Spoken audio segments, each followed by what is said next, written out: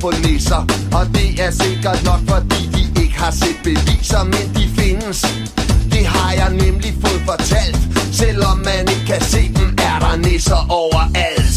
Nisser bor på loft og kælder eller i en lade. De kan lide at lave skæg og sjov og måske lidt ballade. Er man nissemand i Grønland, ja, så er man solgt, for der er sygelig psyko overdrevet nissekold. Der findes nissemænd og nissekoner, nissedreng og piger, nisseøl og nissehuer, nissedrillerier. Går nissen ikke i grød, så går han op i en spids.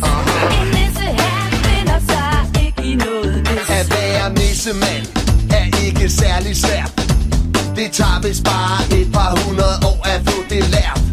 Først så skal man lære, hvad en nisse kan og må.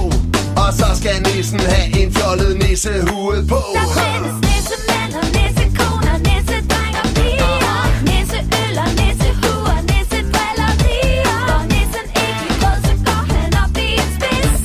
En nisse her finder sig ikke noget... Hallo, der er ikke noget... Ingen tvivl, man har det godt som nissemand.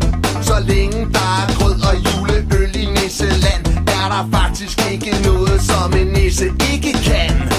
Øjeblik. Jeg skal lige ud og nisse med min nissemand.